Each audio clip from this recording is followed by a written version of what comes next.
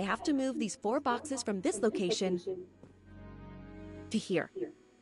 But there is not much space to move the boxes, and I have to be careful never to put a bigger box on top of a smaller one, or the smaller crate will be destroyed. The problem is clear. I shall assist you.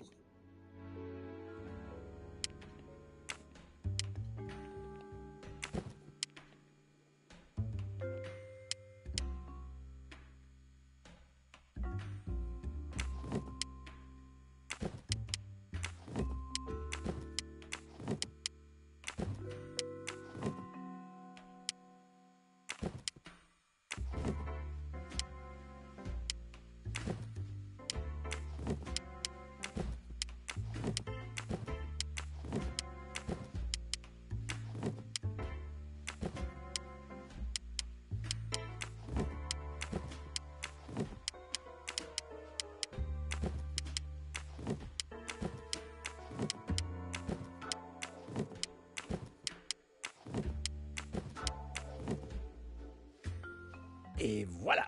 You are a lifesaver. Or at least, a dessert saver. Thank you, thank you. I will gladly answer your questions. Can you tell me your movements of last night? Last night after dinner, I stayed in the kitchen until 12:15 a.m. Then I joined Jean and Hotaru in our quarters. Then all of us read quietly in our beds until we fell asleep. A very studious staff. However, Monsieur Mori doesn't seem to have followed the same literary pursuit as the others. And these rum bottles, do they have something to do with his hangover?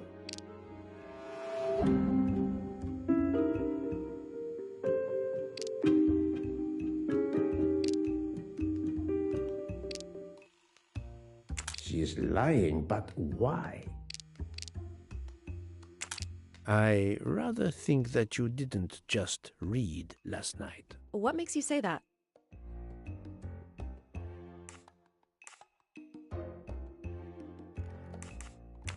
That deck of cards. I imagine that you didn't spend all evening reading. Yes, you're right. We played a little last night, but it wasn't long. Nobody really wanted to. Knowing about the card game does not seem to further my investigation. The empty rum bottles. Were their labels part of your reading last night? My fault. I must have left them there before I put them in the bin. And these are straight from the bar. Our passengers must have drunk them. I have my doubts. But why would she feel the need to lie? I spoke to Monsieur Mori. He seemed to be quite hungover. He even asked me to make him his day after tonic. He blurted out, "Freya always wins." Wins what? Looking around, it is clear you were gambling and drinking most of the night. You don't understand. It's late when we're off duty, but we need to unwind. And now there's been a murder? Yes, I admit it. We went overboard last night. But please don't tell Mr. Book. It's against regulations. We could all be fired. Mademoiselle, I realize your difficult jobs have been made more difficult. But as you say, there has been a murder. I must have the truth. Of course. I'm so sorry. It's not such a crime. I'll leave it there and check in with Monsieur Fauché. Would you mind writing your address on this paper? I'm asking everyone on the train for addresses, in case I need to contact them once they leave the train in Paris. I understand. Yes, that's it. Mademoiselle Niersen is right-handed. Do you smoke? No, I never have. Thank you. Thank you for your answers, Miss Nielsen. You're welcome.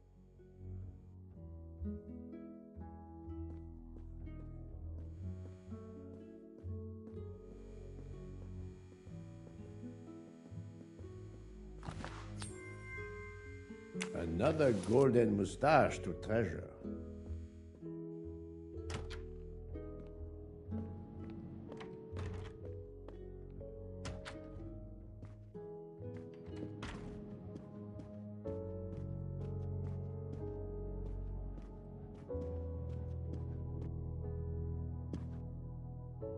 Here is your key.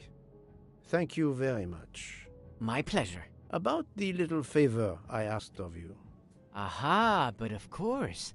I was able to get new allergy forms from guests who were in their compartments. Monsieur McQueen, Monsieur Masterman, Count and Countess Andreni, they are all right-handed. I also asked Princess Dragomirov, but she had her assistant, Madame Schmidt, sign for her. She is right-handed as well. You have exceeded my expectations. Well done. Thank you, Monsieur Fauché. I'll come back to you if I have more questions.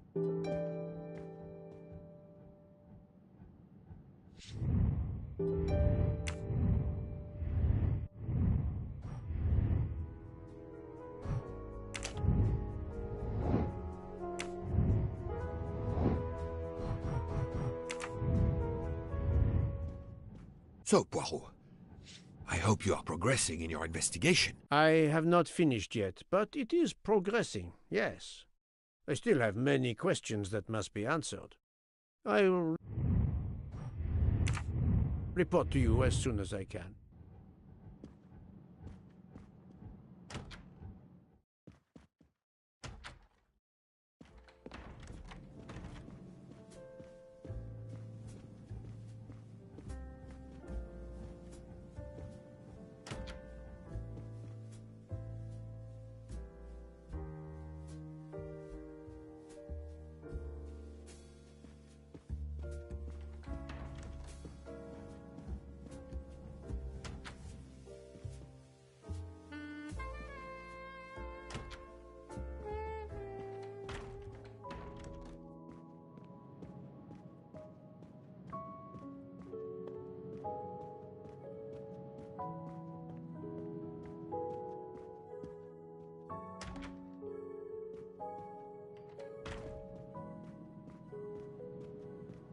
I need to be sure before accusing the captain.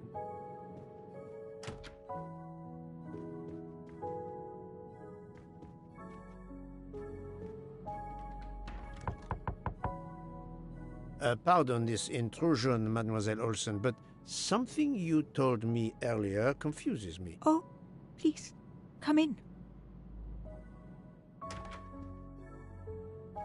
How can you be sure Mademoiselle Debenham was in bed all night?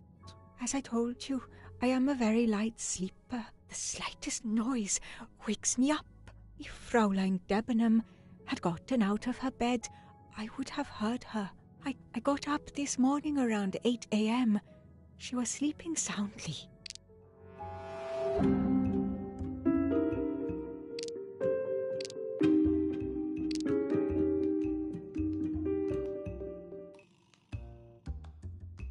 I know there is a clue somewhere to prove she's lying.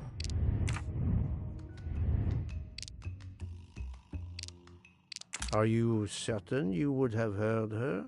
Yes. Why are you asking?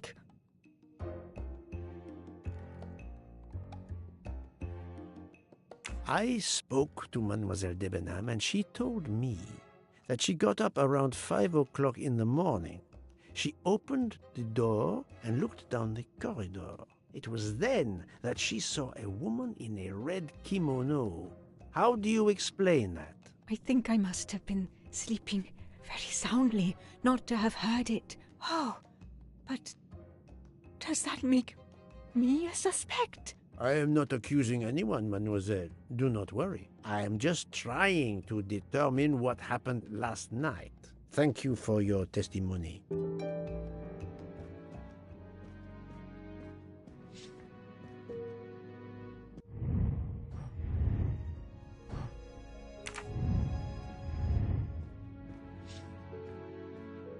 Do you have something to add? No, Mr. Poirot. I believe I have said everything I intended to.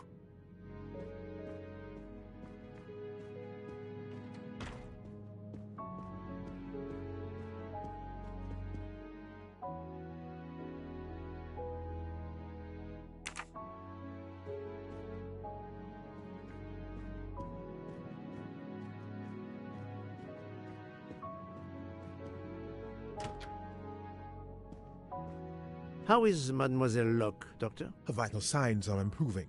but she is still unconscious. I understand. Thank you for looking after her.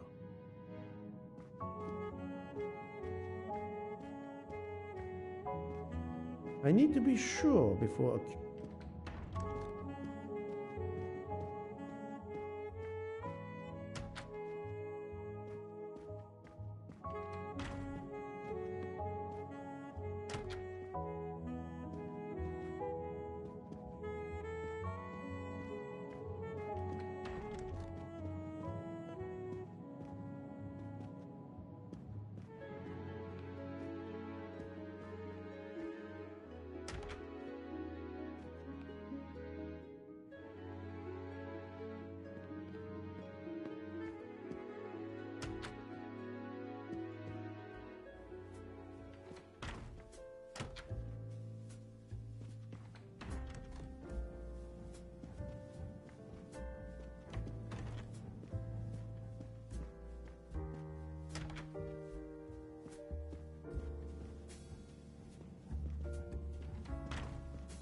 Monsieur Fauché, may I disturb you for a moment? Of course. How can I help? Thank you, Monsieur Fauché.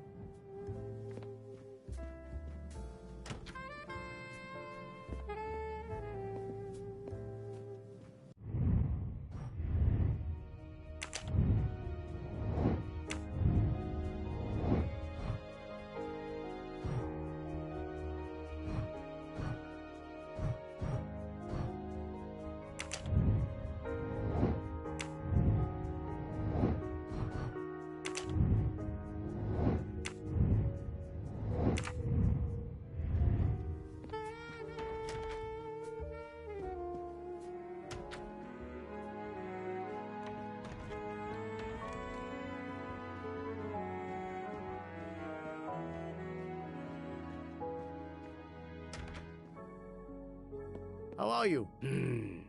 It's better.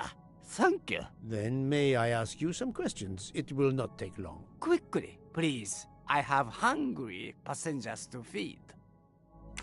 Très bien. Can you tell me your movements last night? Oh, nothing special. When I went off duty, I joined John and Freya in a compartment. I read for a short while, then went to bed early. Reading?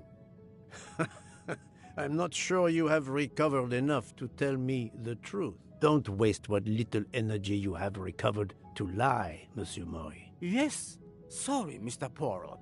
You're right. It obviously wasn't reading that made my head hurt like that. But if you told Monsieur Book, it could mean my job. I will keep your secret, but I am investigating a murder. You must tell me the truth. Thank you. Please, write your address on this paper. My address? I don't see why. I think I hear Monsieur Book approaching. My address? Yes, of course. Another right-handed person. Not surprising, most people are. You are a heavy smoker. My job.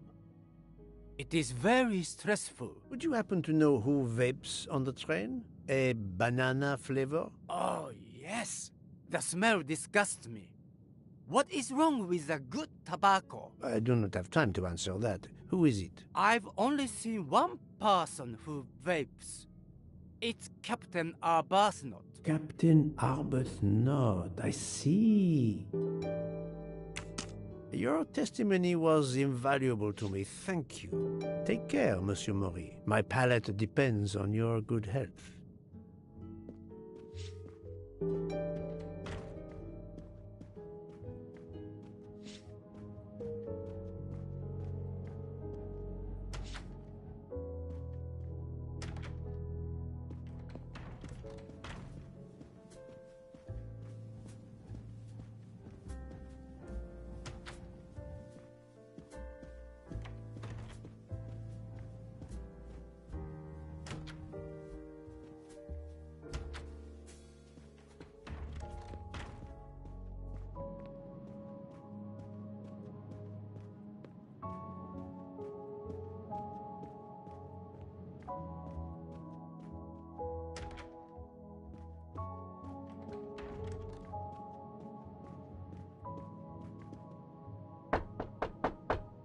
Captain Arbuthnot, I know that you are the only person on this train to smoke e-cigarettes. We found a vial of e-liquid at the crime scene. Will you talk to me about this, or should I pass on what I've learned to the police? All right. Come in if you must.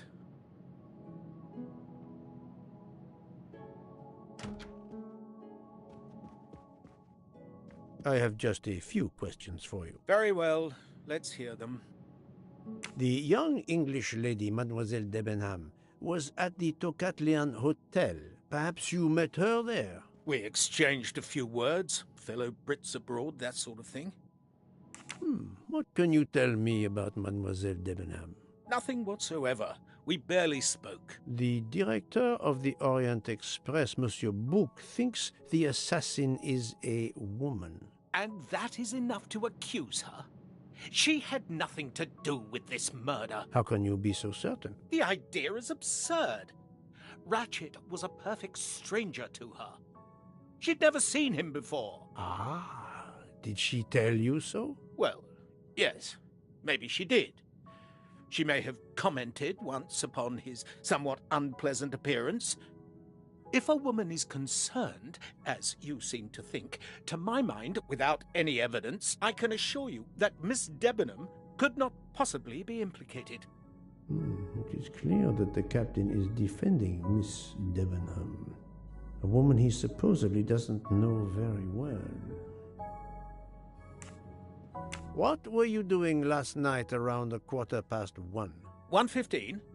I believe I was still talking to that young American fellow, Mr. McQueen, the secretary of the man who was killed. We were in his compartment. He was a friend or acquaintance of yours? No, I never saw him before this journey. We'd hit it off at dinner, and the conversation continued into the early hours. Until what time was that? Until 1:45 or so. Then I retired to my room and went to sleep. There is nothing you can recall last night that in any way struck you as suspicious? It's nothing. A mere detail. Allow me to be the judge. Well, before returning to my room, I went to the lounge car to get a glass of water. When I was passing through the first-class corridor, I noticed that the door, which is just after your room, 201, was not quite closed, and the person who was inside peered out in a furtive sort of way. Then he closed the door quickly. I know there's nothing in that, but it was the furtive way it was done that caught my attention. Struck me as a bit odd. I understand. Thank you for letting me know. Could you write down your address here, please? My address?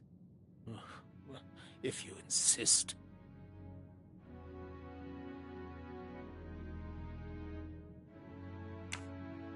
This man is right-handed.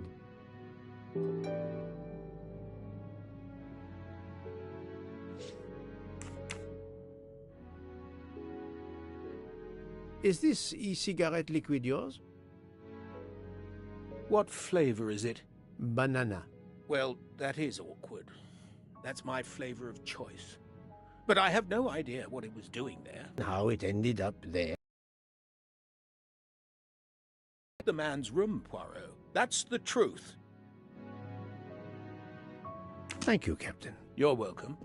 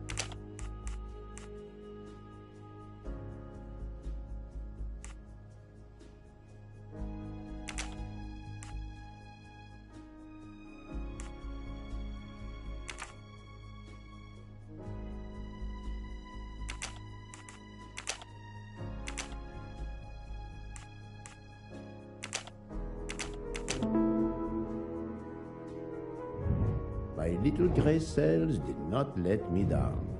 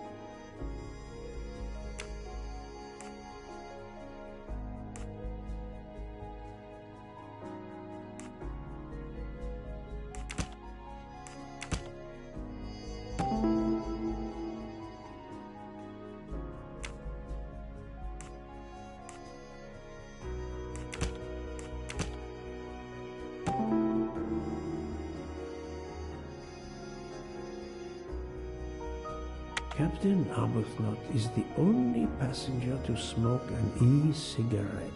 Even if this liquid in Ratchet's room is a solid clue, he has an alibi.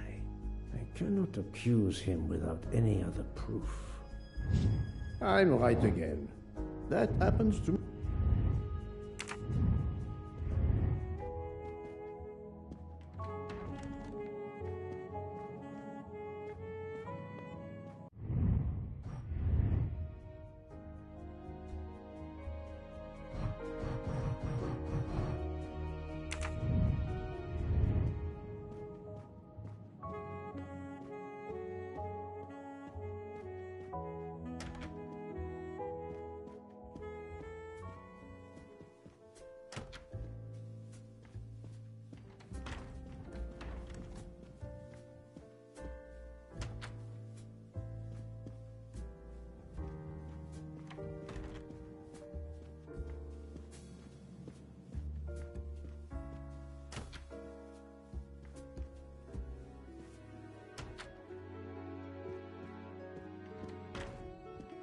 So, Poirot, I identified the person responsible for the bottle of liquid for the vape found at the crime scene. so this is our culprit? Do we hold him? No, unfortunately, this bottle belongs to Captain Arbuthnot, but he has an alibi, confirmed by Monsieur McQueen for the time of the murder. There is no trace of the murder weapon on the train, as yet. The killer could have hidden it anywhere. It must be somewhere. Indeed, as you say, it must be somewhere. According to Dr. Constantine's report, the stab wounds were made by at least one right-handed and one left-handed person, and with different strength. For the moment, everyone I have checked is right-handed. It is impossible to draw any conclusions as yet. However, I still have a few people to interrogate, notably the Russian princess. You still have many avenues to explore? Indeed, the case is far from over, mon ami. Monsieur Bouc, Monsieur Poirot. Michel, calm down. But it's Mrs. Hobart. She says she found the murder weapon in her room. She's very upset. Let's go, Poirot.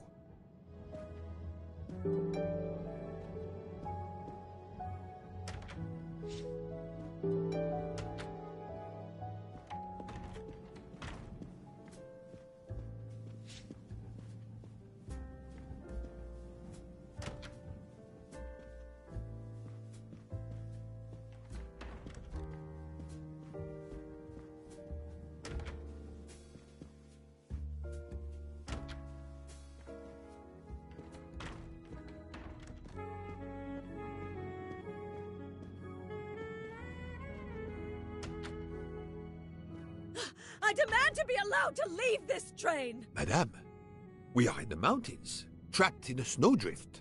Stating the obvious, there is a murderer among us. He had the audacity to hide his weapon in my room. Please, Madame Hubert, take a deep breath and tell us what occurred.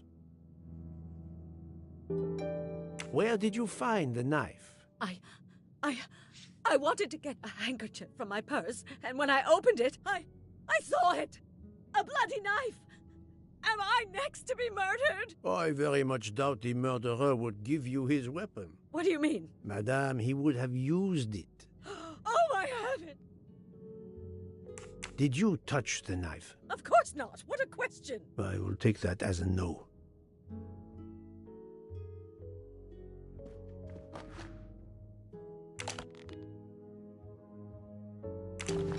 Is this knife the real murder weapon, or is it a red herring?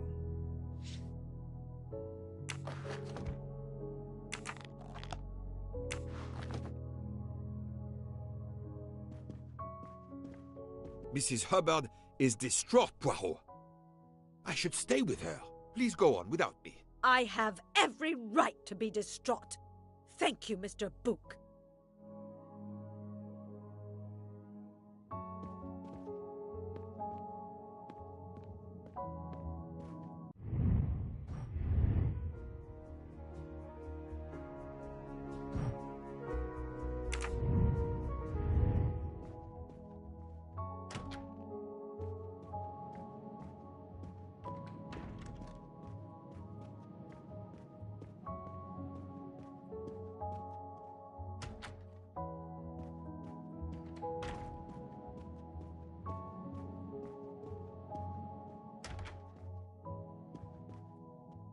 Dr. Constantine, we may have found our murder weapon. We need to make certain. There is a pretty quick way to be sure. I have estimated the depth of the wounds. You can easily find the depth of each wound by comparing the width. There are 5 of them that I am not sure about. Test them, and then we will compare our results. I will do as you say, Doctor.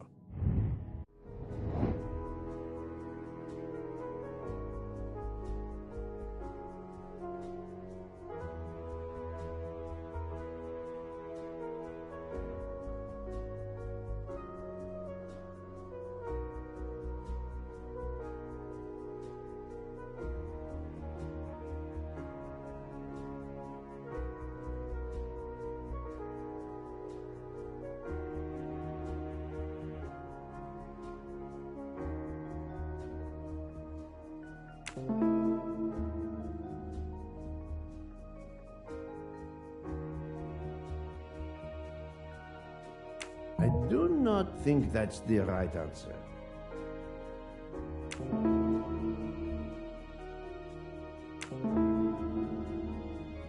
This is wrong, but I'm never far from the truth. Et voilà. What do you think, Doctor? Is this knife really the murder weapon? There can be no doubt. You found the same depths as the estimate I made during the preliminary autopsy. I can assure you that you hold in your hands the weapon that took Ratchet's life.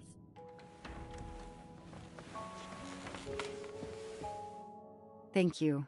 I feel way better now. The rest gave you time to sleep off most of the effects of the drug. I'm still a bit groggy. That's understandable. Are you able to continue your story now? Yes. Yes, I think so. Where was I? You were explaining how you returned to the Armstrong house to tell them their poor little child was dead. Yes, that's it. I felt helpless. My part in the case was officially over, but I knew I couldn't let it go. Daisy deserved justice.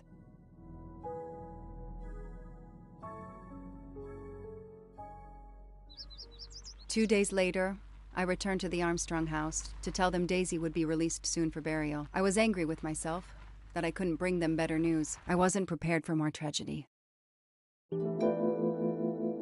I'd rather finish what I have to do here before leaving.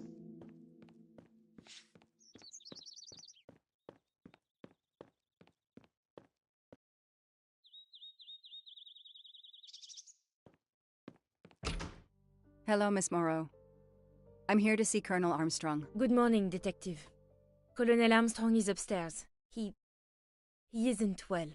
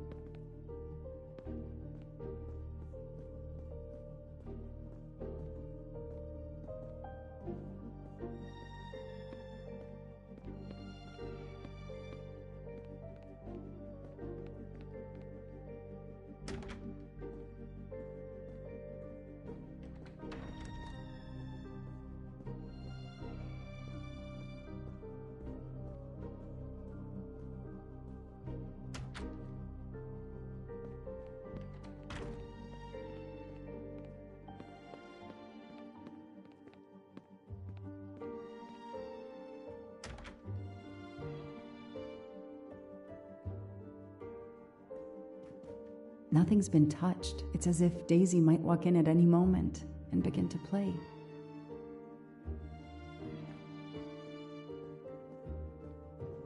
Good morning, Colonel Armstrong. Is your wife here? Here? No, Sonia is not here. Always one step behind. She died of a miscarriage last night. My wife, Daisy, and our baby. My whole family is gone. I'm so sorry.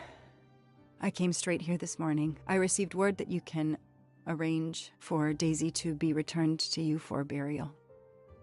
I didn't know. Well, then, now you don't have to come back. I can arrange for Daisy, my wife, and our unborn child to be buried all at once. Very efficient. Being a military man, I can appreciate efficiency. I know how hard this must be for you. No, you don't know. I don't want your sympathy. I want you to do your bloody job and catch the creature that did this. I know you won't believe me, but I swear to you, I will find who did this. If it takes me to the far corners of the earth, I will find them. Then go. Please go now. Go find them.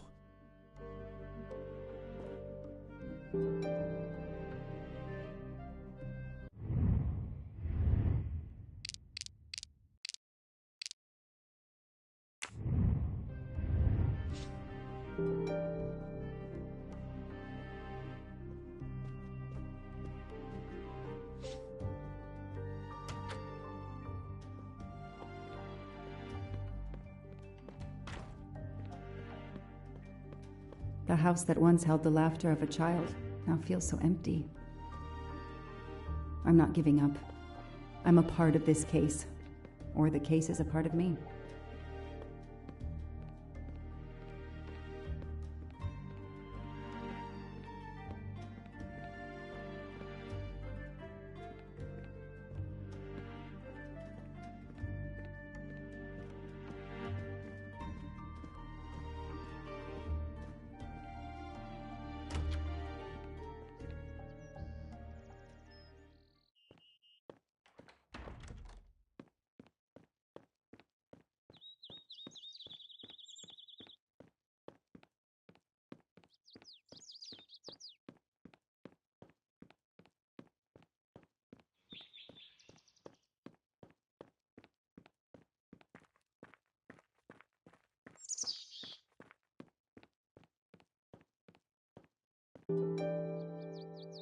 All units, Hike is in the vicinity of the cabin where Daisy Armstrong was found, spotted a pickup truck drive through the barricade tape, and then head up the dirt road toward where the subject cabin is located. Any car nearby who can respond? Unit 28, we can respond, but we're a ways away.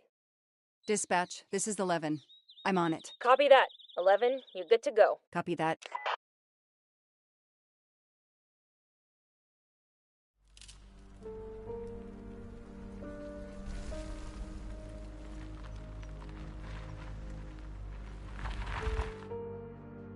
Okay, there's the pickup.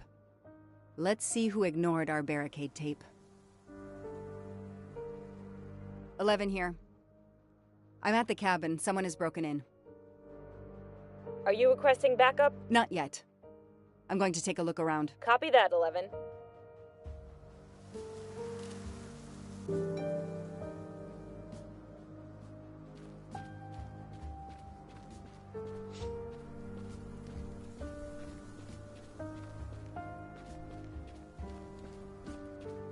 An individual has entered a police-secured area. I have to stop him first.